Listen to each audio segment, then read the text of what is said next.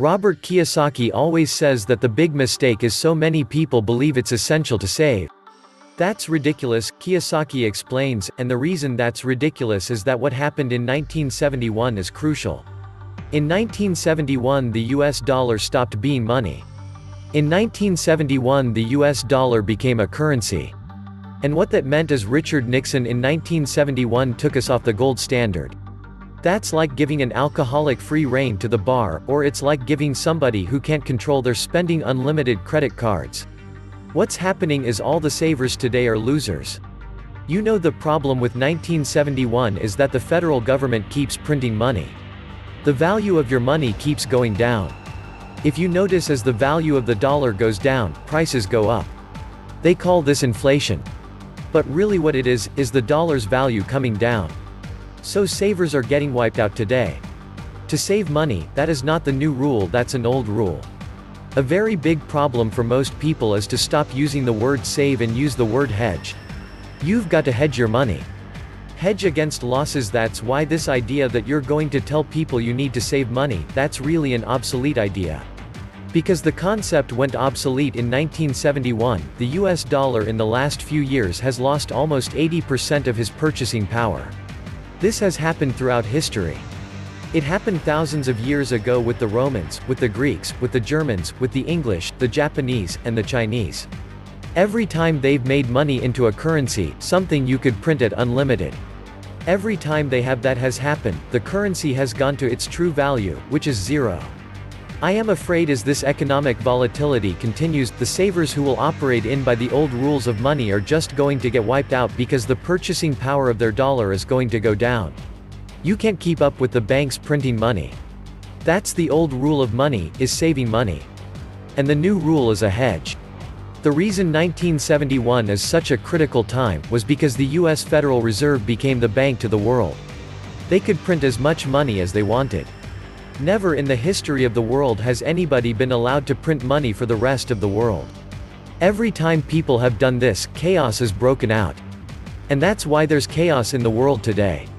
In 1913, when the US Federal Reserve Bank was created, they were basically allowed to print money for the world. Every time that has happened throughout history, a despot has arrived. For example, in 1933, a man named Adolf Hitler rose to power when the Weimar Republic was allowed to print as much money as it wanted to do. And when Russia's currency broke down, a man named Lenin rose to power. When the Chinese economy broke down, Mao Zedong rose. Today we're at that critical point right now. One of the causes of it was in 1933. This thing called the US Federal Reserve was created. They've done a pretty good job of making the rich richer, unfortunately, the poor getting poorer. So that's why when I talk to people, I really need them to understand the new rules of money, which really began to take effect in 1971 when we were allowed to print money for the rest of the world. It understands that this system here is causing the rich to get richer and the poor and middle class to get poor. But most importantly, the lower middle class is almost getting wiped out. High prices, volatilities in the market, food getting more expensive, gas getting more expensive, savings getting wiped out, home values going around. And the reason the troubles have started again is the US Federal Reserve Bank is not US, is not federal, and does not have any reserve, and is not a bank. So if you understand that, then you can start to hedge your position rather than save money, and that's a new rule of money. This is why banks are the worst place for your money. Get your money out of the banking system. Now. Welcome to the Atlantis Report. Leaving all your money in a bank account, that is terrible advice.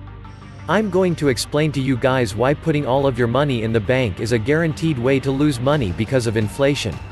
So first of all, what exactly is inflation? The definition of inflation is a general increase in prices and fall in the purchasing value of money over time. So over time, your money is worthless as far as buying power.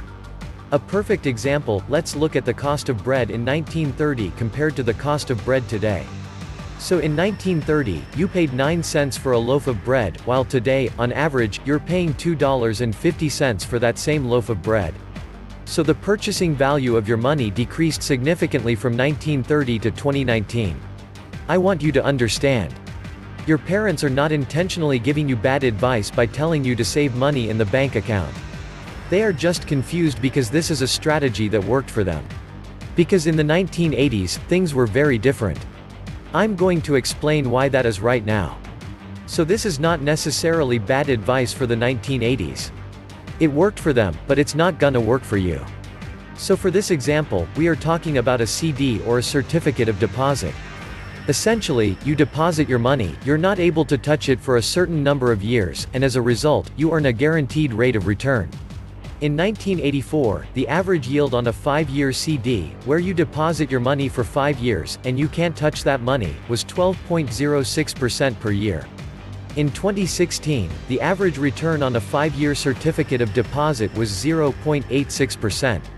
From 1984 to 1988, the average rate of inflation was 3.5%. And since 2000, the average rate of inflation has been 2.2%.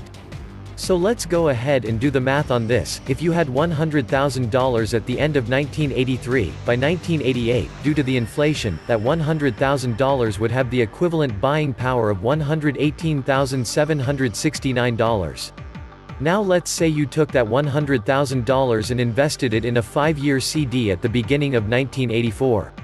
$100,000 would have been worth $176,707 5 years later. So for that 5-year CD, you made $76,707, but you outpaced inflation by $57,938. That is why your parents give you this advice. Because it worked for them, but it's not gonna work for you. I'm gonna show you why. $100,000 in 2016, based on that 2.2% average rate of inflation since 2000, is the equivalent buying power of roughly $111,495 in the year 2021. Now, if you invest in one of those CDs with a 0.86% return, $100,000 in 2016 will be $104,375 in 2021. Inflation outpaced you by $7,120. But let's say you didn't even put your money in a CD, because most people don't. What most people do is they leave their money in a checking or a savings account. The average return on a checking account is 0.05%. So $100,000 in 2016 at 0.05% per year would be $100,250 by 2021.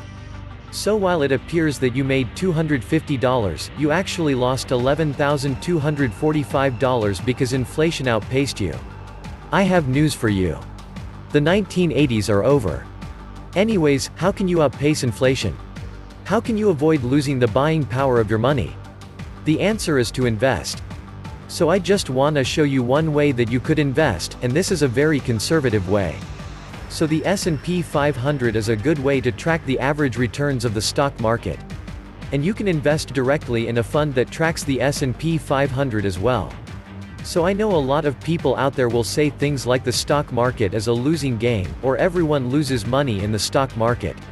But just to show you that that's incorrect, from 1928 to 2016, the S&P 500 index had a profitable year 74% of the time. Now, there may be short-term corrections where you are down on your money, but you don't sell. You just hold on, and you continue investing. The best strategy when you're investing is dollar cost averaging. So if you wanted to invest in the S&P 500 index, if you were investing in a fund that tracked the S&P 500, you might deposit the same amount every single month into a fund that tracks the S&P 500. So at that point, you're buying shares at a high price, buying them at a low price, and buying them in the middle. So, as a result, this lowers your average price paid per share. Since 1928, the S&P 500 has returned on average 9.8% a year. The only way to outpace inflation is to invest. And by now, I hope you understand that keeping your money in the bank, in a checking account, in a savings account, in a CD, is a guaranteed way to lose your money. So you need to make sure you're doing something to outpace inflation. And one of the best ways to do this is investing in a passive index fund. I know people are gonna be skeptical of that 9.8% return because that's based on almost 90 years of data. So I want to give you a real example. So we're gonna take a look at inflation since 2000, and the return of the S&P 500 index since 2000. So since 2000, inflation has averaged 2.2% per year, as we said earlier. So let's take a look at the performance of the S&P 500 index. So on January 1, 2000, the S&P 500 was at 1,425.59, and on January 1, 2017, exactly 17 years later, the S&P 500 was at 2,275.12. So over those 17 years, we saw a 59.5% return on the S&P 500 index. So if you had dumped $100,000 into a fund tracking the S&P 500 index in 2000, you would have $159,500 as of the beginning of 2017. So you outpaced inflation by $14,735. Imagine how much money you would have if you had just left your money in the bank earning a small interest rate. You have to realize that putting your money in the bank is a guaranteed way to lose money. Putting money in the bank account is a guaranteed way to lose money. It is something that people don't understand because your parents are trying to help you. But unfortunately, they're giving you terrible advice by telling you to leave your money in the bank. It's a guaranteed way to lose money, because you are never going to keep up with the rate of inflation, with what the bank pays in savings and checking accounts. Give a man a gun, and he can rob a bank. Give a man a bank, and he can rob the world. This was the Atlantis Report. Please like, share, and subscribe. Thank you.